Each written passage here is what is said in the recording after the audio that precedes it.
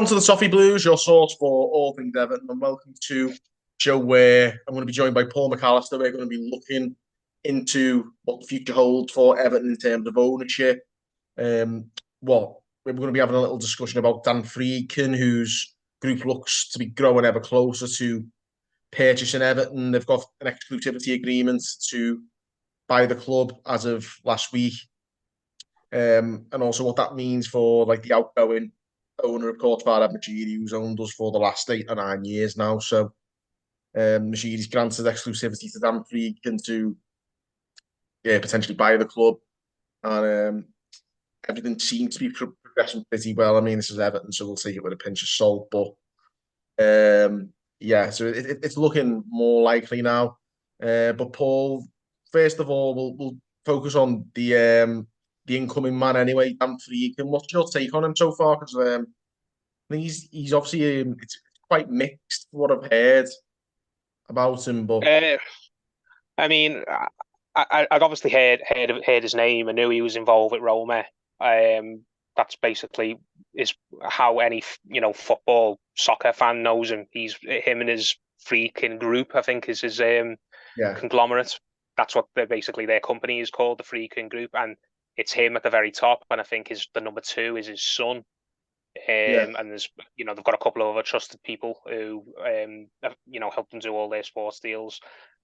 You know, from what I've seen of him so far, he seems like he's a bit of an what's the word? Bit of an eccentric character when he wants to be. Everyone's seen those back footage of him when he's flying the helicopter, the American sort of. I think it's an Apache. It's a major piece of hardware that he's flying. He's got a pilot's license and he flew it, and he's got like the American sort of like flag on his side, on his arm, the arm patch that makes it look like he's part of the military and all things like that with the sunglasses on. It's definitely seems like he's an owner who's going to lend himself to memes, but hopefully, actually, when it comes to like that this, Team America film, innit? little bit. But hopefully, that's where the fun ends. And actually, when it gets down to business, he's actually a very serious guy who doesn't mess around and doesn't make stupid, ill thought out decisions, or he doesn't employ people who are just taking him for a ride like the last owner did. So yeah, you can all when you look at what's happened at Roma, it's obviously been a mixed couple of years for them. They've had a lot of turnover, haven't they? They've had big names come and go, managers, players, had a lot of investments, and they've had some return on it. They won that trophy, very nearly won another one the year after, but they haven't really kicked on and done much in Serie A. I think Friedkin's goal when he brought in the likes of Jose Mourinho and made signings with the likes of Dybala and Lukaku and such. The plan was for Roma to kind of kick on and challenge for the title and be contenders, rivals to the likes of AC Milan and your Inter Milan and maybe and your Napoli and things like that. But Roma haven't been anywhere near those teams over the last 3-4 years. They've still been squabbling around where they usually are, which is around fifth, sixth, or seventh. But as I said, they've done well in cup competitions. They've got big names like Mourinho. They became, one of the biggest stories in town, which they're typically not in Italy. So you just hope that he's going to show that level of enthusiasm for Everton, and just hopefully we can, you know, kick on. And I'd love to be have some of the memories that Roma have had the last few years, which is getting in Europe, the Conference League or the Europa League, and signing some exciting players who we can all get behind and think, right, this is a club that's going forwards now. It's not a club that's just going around in circles, which is what we've been for God knows how long now. Must be 40 years nearly now. Mm. I mean, just in terms of like how he's going to like run the club, I think from what I've read, the plan is for his son, Ryan Friedkin, to kind of be the boots on the ground guy who runs Everton day to day. Now, whether that means he's going to be the new CEO or whether he's going to be the chairman or whether he's going to be just a board member who oversees those new appointments, I don't know. But it seems very much like Dan Friedkin, the kingpin, that's the number one guy in the organization, is kind of like sits atop. So and he delegates things. He's got I can't remember the guy's name. He's got someone who runs Roma for him on a day-to-day basis that his son Ryan was involved in as well. But apparently he's going to take Ryan out of Roma and put Ryan in charge of Everton, and then it's just going to kind of delegate and see how things play on from there. But if that's what they're going to do, then We need some new faces in the club and the higher positions. We need to get rid of all the old guards. Most of them have gone anyway in the last 2 years. The chairman's not around anymore. Denise Barrett Baxendale's gone.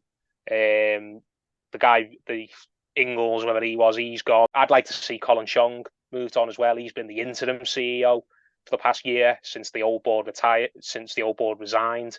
But I think Colin Chong is likely just going to go back into the stadium. He was originally he was involved with the company that was overseeing the development of the new stadium, and then he got drafted in to kind of be the interim CEO whilst we had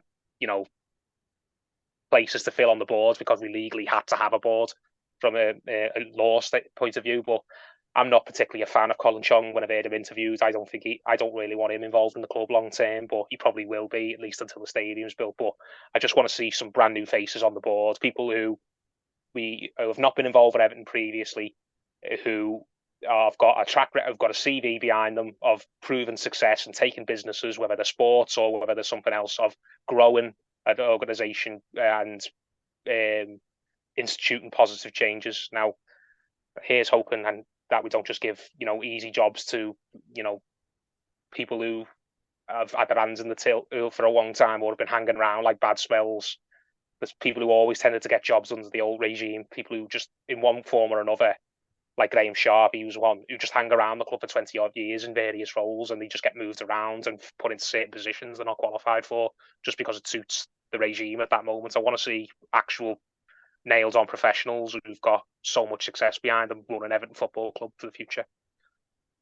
Awesome. I think you nailed it when you said it has to be a completely fresh start. I think is a completely clean slate because that's what we didn't get when Moshiri took over in 2015. Is that a lot of the same people remained at the club? He just bought the club and Bill Kenwright continue to sit as chairman and appoint his own people. Yeah, you're right. Moshiri didn't install anyone. He just, he left the Kenwright in place. He let Elstone stay CEO. He let Bill pick the new CEO when Elstone stepped down. That was Denise. He let Bill put Sharp on the board just because he was. Sharp was an ex-player who the fans wouldn't kick off about being on the board. Like Sharp wasn't massively unpopular, but he didn't add anything. He was just there to protect Bill, wasn't he? So that's not what you want from a new shareholder. That's not what people were wanting for Everton to be at the time. People were hoping that all these changes we're hopefully going to see now, we would have seen then. But it's better late than never, isn't it? Well, that's what you've got to hope that it happens now.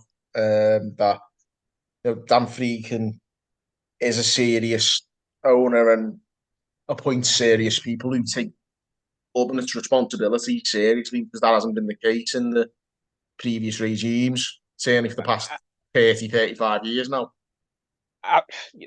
If he comes in the Friedkin group, and because I know he's still got the PSR situation, which is it depends who you're reading whether our PSR situation is sorted out or whether it's not.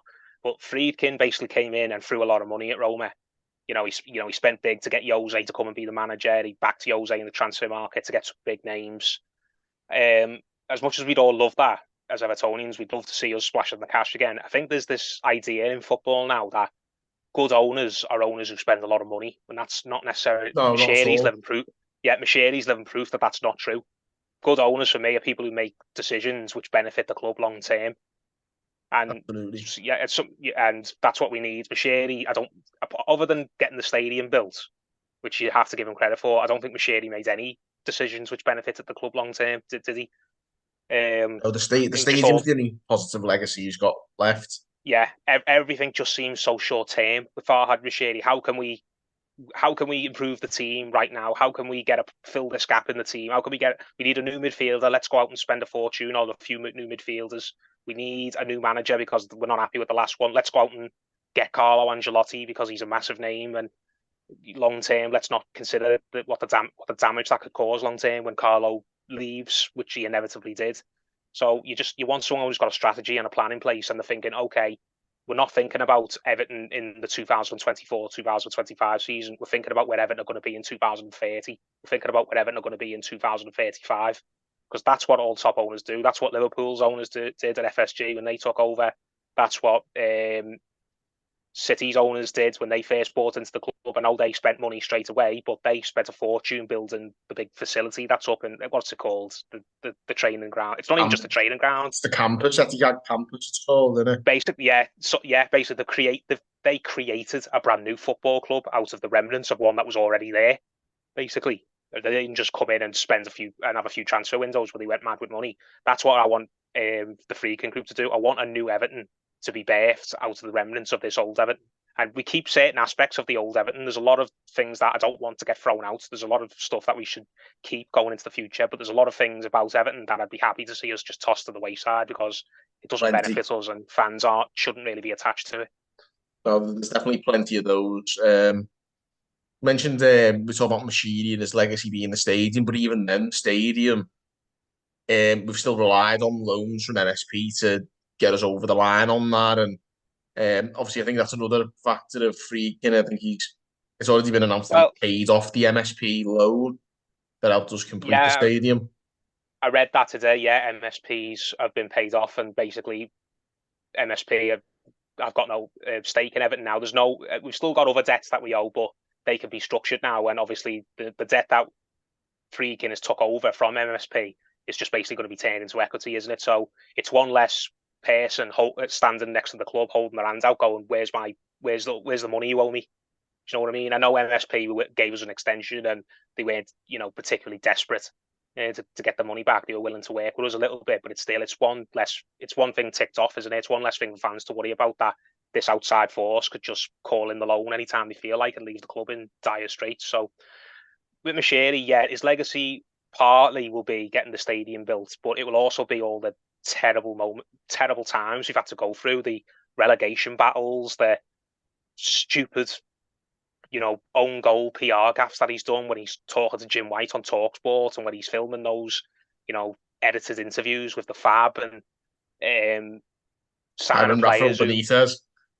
Yeah, and just bad managerial appointments and bad transfer buys and letting his agent mate basically palm off all his crap on us like Ghazi. And yeah, you can never ever discuss Farhad Moshiri's tenure at Everton without bringing up the fact that he's got the stadium built. He hasn't done it all completely on his own, like it looked like he was going to be at one point. Things have happened which have changed the goalposts and made it a much more rockier process than it was probably intended it was going to be at one point. But he's done so much damage to the club as well that you can't not mention that either. The last 4 or 5 years have been probably the worst in the club's history since the early 90s. And even in the early 90s, at least when we were crap, people could sort of shrug their shoulders and go, well, we know why we're crap. It's because we just haven't got the resources of these other clubs, and we're not at this point. We did at one point have the resources to compete with these clubs. We just got run by a complete incompetent.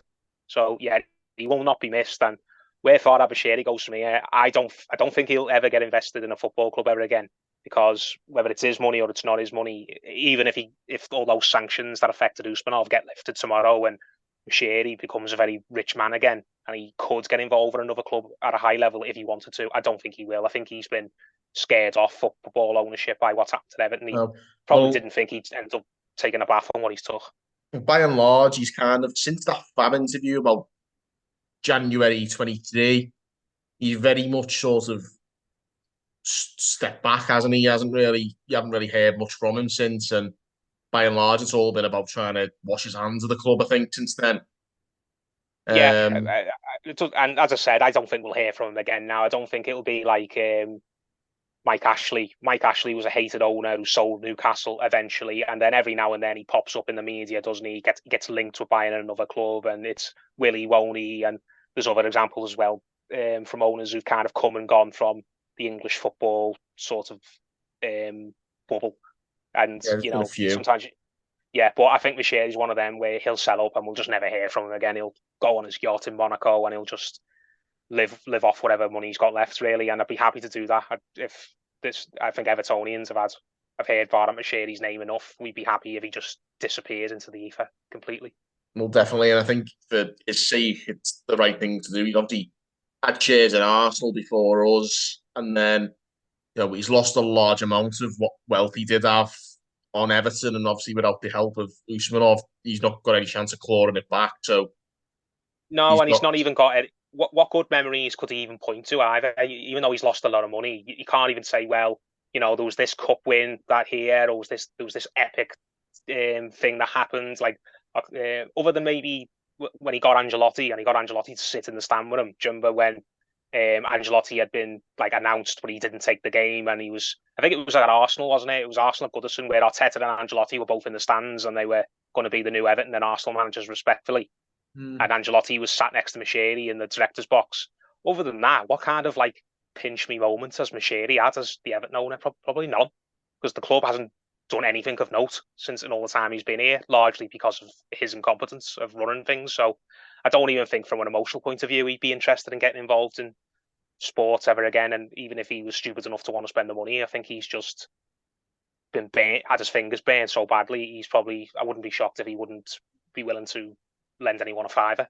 No, and in all honesty, mate, to be honest with you, if for the sake of any club in the pyramid and any other country for that matter, I'd be happy for the sake of any club that he doesn't get their hands on them because he hasn't done a good enough job with Everton. Yeah, he'll have to go down as one of the most incompetent owners ever seen in English football. I mean, there's been owners who've literally killed clubs. There's been owners that have took clubs down divisions. There's been owners who've, gone mad with the money and lost an absolute fortune on it. But I don't think any of them compare to just sheer ineptitude, because his decisions were just that stupid, and you could see that they were stupid at the time. And in case of someone not learning from mistakes, his legacy will be the stadium, but it will also be as just one of the most incompetent owners who's ever stepped foot in probably European football, never mind just English football. Absolutely, but the hope now is obviously with Dan Friedkin and his group taking over is that they take the club seriously and run it properly. Like, what have you made of his time at Roma so far?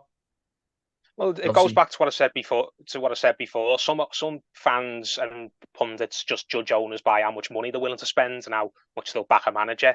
But that's not necessarily means you're a good owner. A good owner is when you make decisions that play out well in the long term. So that could just be a case of, right, manage what you've got for now. Prove that you can improve.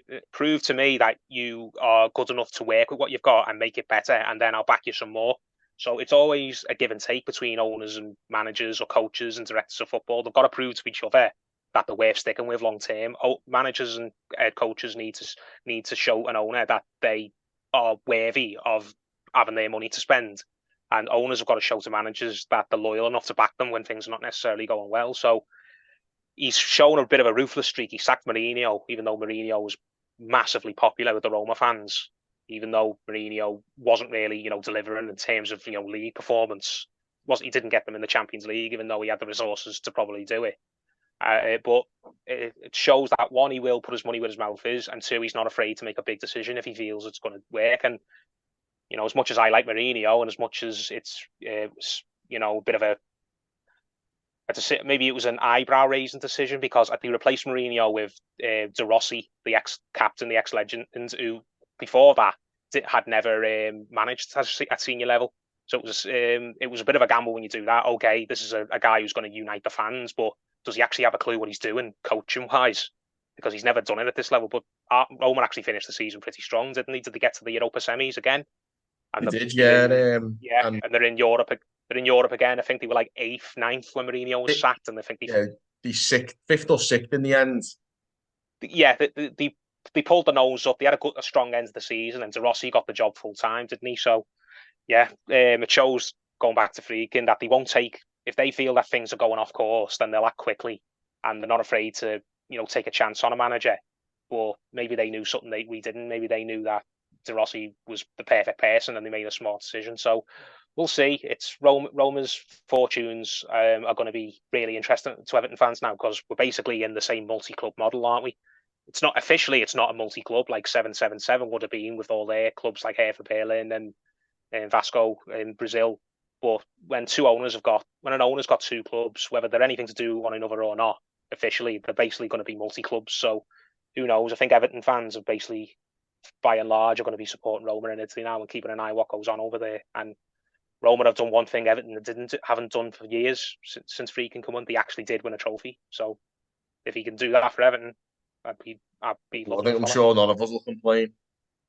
Yeah. Yeah, but there you have it anyway, guys. We'll leave it at that. Let us know your opinions on the incoming Dan Friedkin and the outgoing Farhad Moshiri. And we've done a bit of comparing and contrasting there. Let us know your opinions on both. Get your commenting, give this video a like and subscribe for more content. Till next time, guys, thanks for tuning in on the Toffee Blues.